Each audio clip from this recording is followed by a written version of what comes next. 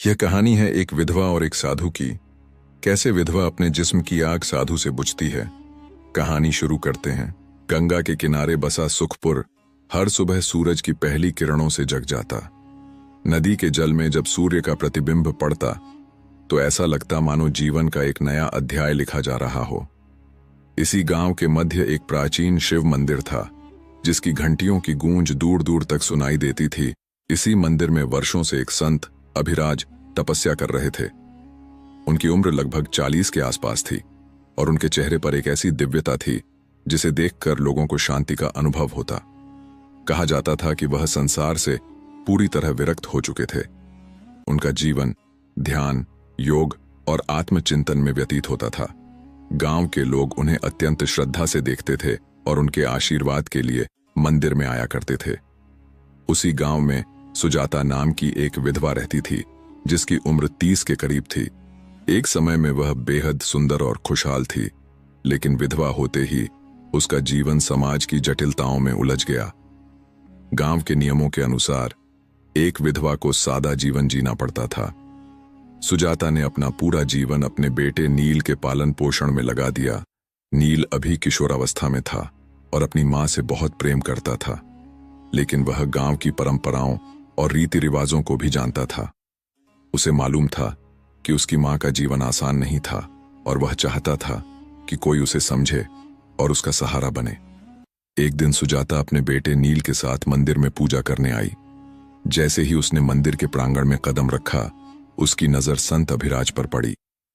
वह ध्यान में लीन थे, लेकिन उनके चेहरे पर एक अनोखी शांति थी। सुजाता को लगा मानो वर्षों से भीतर दबी हुई कोई पीड़ा उसके मन से निकलने लगी हो। अभिराज ने भी उसकी ओर देखा और उसे एक पल में न जाने कितने अनकहे शब्दों का संचार हो गया। न कोई संवाद हुआ, न कोई संकेत, लेकिन सुजाता ने महसूस किया कि इस संत की आंखों में कुछ ऐसा था जो उसे बांध रहा था। उस दिन के बाद सुजाता रोज मंदिर जाने लगी। वह बस मंदिर के कोने में बैठ जाती और संत अभिराज की उपस्थिति में खुद को हल्का महसूस करती। कुछ दिनों बाद अभिराज ने पहली बार उससे बात की। क्या तुम्हें लगता है कि तुम्हारा जीवन अब शून्य हो गया है? सुजाता कुछ बोल नहीं पाई। उसने वर्षों तक यही माना था कि एक विधवा का जीवन अधूरा होता है, लेकिन अब संत के शब्दों ने उसे सोचने पर मजबूर कर दिया। धीरे धीरे उनकी बातचीत बढ़ने लगी।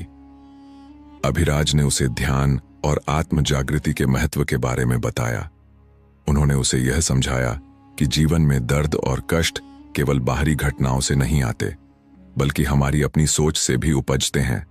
गांव के लोग धीरे धीरे इस बदलते रिश्ते को नोटिस करने लगे। अफवाहें फैलने लगीं कि विधवा सुजाता और संत अभिराज के बीच कोई असामान्य संबंध है। गांव में यह एक गंभीर विषय बन गया, क्योंकि संत को संसार से विरक्त माना जाता था। एक साधु और एक विधवा, यह तो धर्म के खिलाफ है। एक बुजुर्ग महिला ने कहा, संत अभिराज का सम्मान बहुत ऊंचा है, कहीं यह महिला उनके नाम पर दाग न लगा दे। गांव के एक व्यक्ति ने कहा। यह सब बातें सुजाता के कानों तक भी पहुंची। उसका दिल भारी हो गया। क्या वह सच में कुछ गलत कर रही थी? नील, जो अब किशोर हो चुका था, अपनी मां के बदलते व्यवहार को देख रहा था। वह देख सकता था कि उसकी मां अब पहले से अधिक आत्मविश्वास से भरी हुई थी, लेकिन उसे डर था कि समाज उसे स्वीकार नहीं करेगा। एक दिन उसने अपनी मां से कहा, मां, लोग आपकी और संत अभिराज की बातें कर रहे हैं, यह हमारे लिए अच्छा नहीं होगा। सुजाता चुप रही, लेकिन वह समझ गई कि उसका बेटा चिंतित है। अब सुजाता के मन में द्वंद्व शुरू हो गया था। क्या उसे समाज के नियमों के अनुसार जीना चाहिए या अपने दिल की सुननी चाहिए? वह संत अभिराज के पास गई और पूछा, क्या मैं आपके लिए सिर्फ एक साधिका हूं या हमारे बीच कुछ और भी है? अभिराज कुछ देर चुप रहे, फिर बोले, प्रेम केवल बाहरी स्वीकार्यता पर निर्भर नहीं करता, बल्कि यह आत्मिक जागरूकता से उपजता है। उनके शब्दों ने सुजाता की सोच बदल दी। उसने महसूस किया कि उसका जीवन उसकी अपनी पसंद पर निर्भर करता है, न कि समाज की सोच पर। एक रात सुजाता ने अपने बेटे को पास बुलाया और कहा, नील, मैं अब अपने जीवन को अपनी शर्तों पर जीना चाहती हूं। मैं संत अभिराज से प्रेम नहीं करती, लेकिन उन्होंने मुझे जीवन का नया दृष्टिकोण दिया है। नील कुछ देर सोचता रहा, फिर धीरे धीरे उसने अपनी मां को समझना शुरू किया। गांव के लोग अब भी बातें कर रहे थे, लेकिन सुजाता को उनकी बातों की परवाह नहीं थी। उसने अपने भीतर की शक्ति को पहचान लिया था।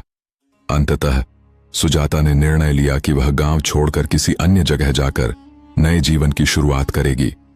संत अभिराज ने भी उसे आशीर्वाद दिया और कहा, यात्रा का हर पड़ाव तुम्हें नए सत्य की ओर ले जाएगा। जीवन को पूरे हृदय से जियो। सुजाता ने अपना सामान बांधा और नील के साथ गांव छोड़ दिया। पीछे छूट गए अफवाहों के वो साए जिनकी अब उसे कोई चिंता नहीं थी। सुजाता ने एक नए गांव में अपना जीवन फिर से शुरू किया। उसने अपनी शिक्षा पूरी की और एक आश्रम में योग और ध्यान सिखाने लगी। नील भी बड़ा हुआ और अपनी मां के इस नए जीवन को देखकर गर्व महसूस करने लगा। संत अभिराज अब भी सुखपुर में थे, लेकिन उन्होंने सुजाता की आत्मयात्रा को एक नई दिशा दी थी। वह जानते थे कि सच्चा ज्ञान केवल पुस्तकों से नहीं, बल्कि अनुभवों से आता है। इस कहानी से हमें यह सीख मिलती है कि समाज की मान्यताएं हमेशा सत्य नहीं होती। आत्म खोज और आंतरिक शांति का रास्ता कभी कभी कठिन होता है, लेकिन यह हमें हमारे वास्तविक अस्तित्व से जोड़ता है। सुजाता और संत अभिराज का रिश्ता प्रेम से कहीं ऊपर था। वह आत्मा की स्वतंत्रता और जागरूकता का प्रतीक था।